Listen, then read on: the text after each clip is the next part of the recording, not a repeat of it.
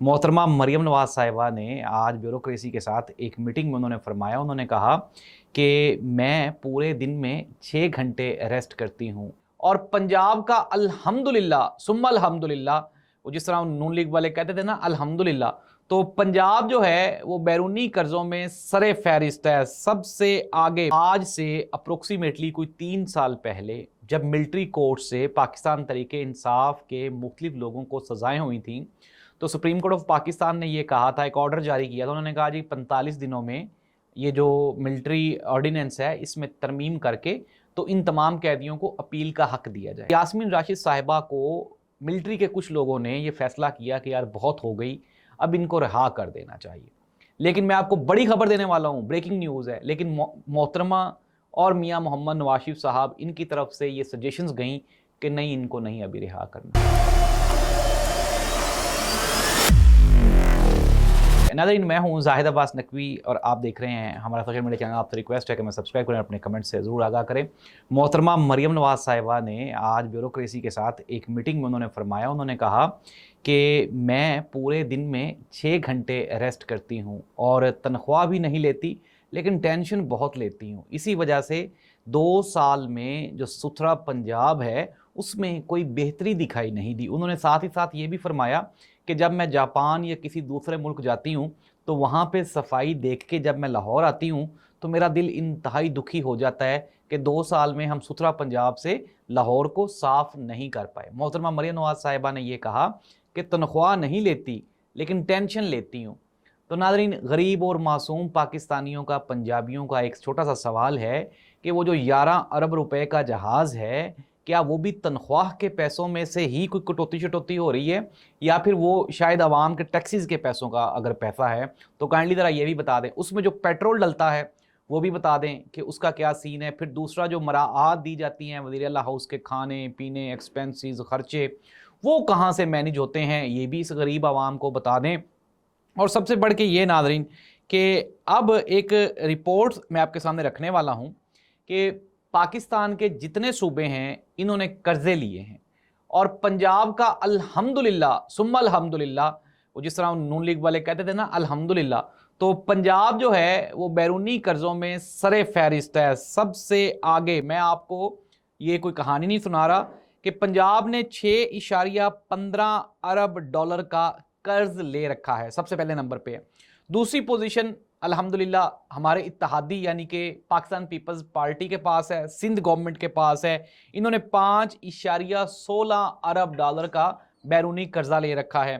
तीसरे नंबर पे हमारे जो दोस्त हैं पाकिस्तान तरीके इंसाफ वाले, वो भी किसी से पीछे नहीं रहे और उन्होंने भी एक मोहतात अंदाजे के मुताबिक तकरीबन 2.9 अरब डॉलर का बैरूनी कर्जा ले रखा है। बलूचिस्तान इस मामले में बहुत पीछे रह गया, वो आखिरी नंबर पे है। तो नाज़रीन, मोहतरमा मरियम नवाज साहिबा की ये जो मीटिंग थी, तो काइंडली अगर उसमें पंजाबियों को ये भी जवाब दे दिया जाता कि ये जो बैरूनी कर्जे हमने लिए हैं वो पंजाब में कहाँ कहाँ खर्च हुए। नाज़रीन, 2 साल के बाद जो सुथरा पंजाब के जो बिल हैं वो भी आपके बिजली के बिलों में लग के तो आपके घर में पहुँचना शुरू हो गए हैं और जिन्होंने वो बिल जमा नहीं करवाए उनको बाकायदा जुर्माने भी पड़ना शुरू हो गए हैं।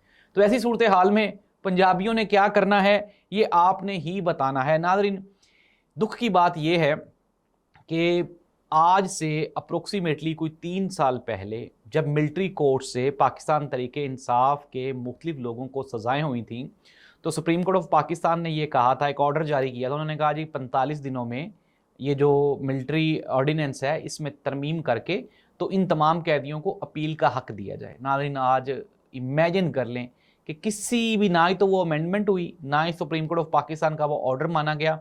ये एक पाकिस्तान तरीके इंसाफ के कैदी हैं, आशिक खान है इसका नाम।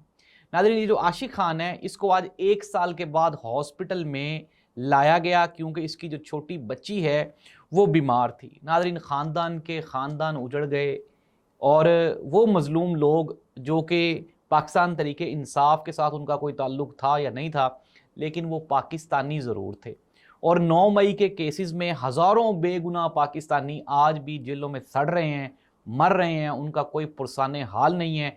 वजह क्या है? क्या ये कोई पाकिस्तान के गद्दार हैं? नहीं, ये पाकिस्तान के अपने पाकिस्तानी हैं और ये सियासी कैदी हैं। नाज़रीन, ख़बरें ये हैं कि यास्मीन राशिद साहिबा को मिलिट्री के कुछ लोगों ने ये फैसला किया कि यार बहुत हो गई, अब इनको रिहा कर देना चाहिए।